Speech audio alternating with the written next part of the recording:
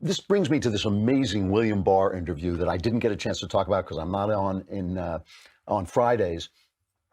What an amazing interview with CBS's Jan Crawford, and I have to give her kudos. She really knew what she was doing. She actually understood the case that she was talking to him about the Mueller. He was reacting. This is the Attorney General reacting to the Mueller statement, and Jan Crawford brought up all the Democrat talking points, but she allowed Barr to answer fully and say what he had to say. And you know it was a good interview because New York Magazine ran a piece by Jonathan Chait, the leftist writer.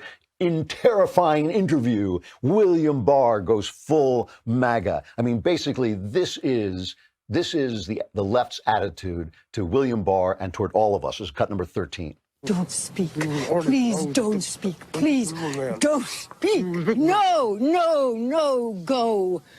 Go, gentle Scorpio, go. Your Pisces wishes you every happy return. Just one. Don't speak.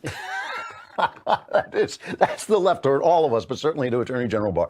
Barr was asked about investigating the investigators. He has now started an inquiry into how this FBI look at Donald Trump got started, and he gave his reasons. This is cut number 8. Like many other people who are familiar with intelligence activities, I had a lot of questions about what was going on, and I assumed I'd get answers when I went in, and I have not gotten answers that are at all satisfactory, and in fact have probably more questions, and that some of the facts that I've learned don't hang together with the official explanations of what happened. What do you mean by that? That's all I really will say. Things are just not jiving.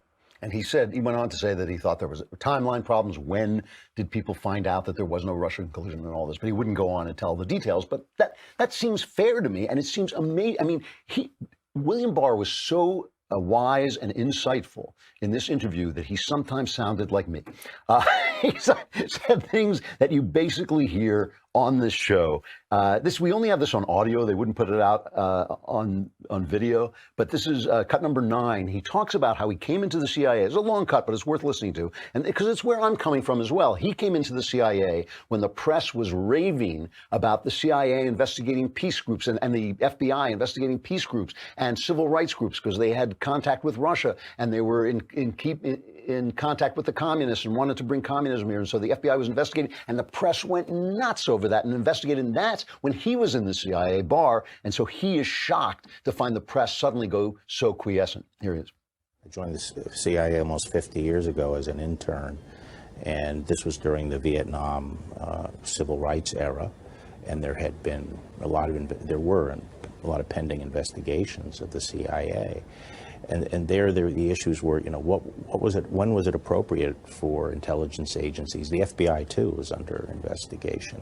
The penetration of civil rights groups, because at the time there was concerns about contacts with, communist-funded front groups and things like that. And, how deeply could you get into civil rights groups or anti-Vietnam War groups? A lot of these groups were in contact with foreign adversaries. They had some contact with front organizations and so forth, and there were a lot of rules put in place, and those rules are under the Attorney General.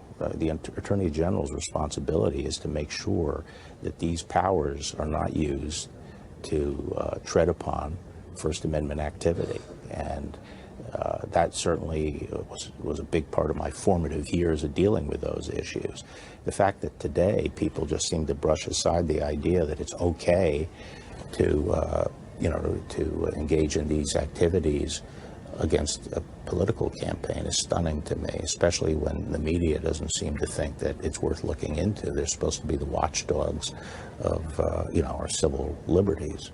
I mean, that is where I'm coming from. The press is supposed to. This is because we don't know yet what the Obama administration did. We do not know, and so it's entirely possible that they did some things with good intentions and knew what they were doing. It does become, to use Barr's words, appalling when you start to see the bias and the Strzok page, back and forths. But it's just the most appalling thing right now to me is the press which makes a living releasing anonymous sources from the intelligence community now suddenly doesn't want, Barr to declassify information that will tell us what happened. That is just amazing. He goes on to say, he says a lot of things. He says Mueller could have reached a decision, even if the regulations say you can't indict a sitting president. He could have reached a decision on that. And one of my favorite parts, first, just let's put up this. Adam Schiff, that you can just tell how terrified the weasels are. And when I say weasel, I mean my congressman, my personal congressman, Adam Schiff, who has been a McCarthyite from the beginning, who has just said, oh, I have seen proof of collusion. And he virtually called, in one interview, virtually called Trump a Russian asset. And now suddenly he is shocked to find William Barr using the kind of language he is using. Is cut number one. You don't talk cavalierly about intelligence agencies or the FBI spying on presidential campaigns. And given how much he misled the country about Mueller's own report and findings, we can sadly expect that given this power to declassify information now, he will do so in a selective way designed to mislead the country in the president's service. And there may be no opportunity for rebuttal this time. There will be no further Mueller report that will set straight this selective declassification that he may put into effect. And the fact that he will say he doesn't want to speculate about what went on early in the investigation, but he's willing to speculate that it was spying, tells you all you need to know about how disingenuous he's being with the country. What a creep this guy is. This is the guy who said, oh, yes, I have proof, but I can't tell you. I can't, but I will tell you, but I can't tell you now. But I have proof. And now he's saying that Barr, who used the word spying, who said it's a perfectly good English word, and it means what happened to Trump. He was spied on. There's no question. They sent people with a wire out to get him, so that he was spied on, and saying we do have to spy on people. We just don't know if they did the right thing. And to have Adam Schiff, the chief McCarthyite on the left, calling that somehow wrong and somehow abusive of language, absolutely intolerable. It's just and disgusting. However, Barr was my favorite quote in this whole interview was when Barr was asked about his reputation. The reporter, sorry, I lost her name, Jan Crawford, asked him. She said to him, you've always had a great reputation on the left and right. Why? Because he's a man of integrity. So the left and right has always supported him. But now he's suddenly under attack. I mean, the New Yorker had an absolutely awful cover showing him polishing, shining Donald Trump's shoes. And that's basically what they're talking about. Now he's gone full MAGA, and this is why he's doing everything. Couldn't possibly be, because he's calling him like he sees it. And she asked him how he feels about his reputation. This was a great quote. This is a 6. We live in a crazy, hyper-partisan period of time, and I knew that it would only be a matter of time if I was behaving responsibly and calling him as I see him, that I'd be attacked, because nowadays people don't care about the merits or the substance. They only care about who it helps, who benefits, whether my side benefits or the other side benefits. Everything is gauged by politics.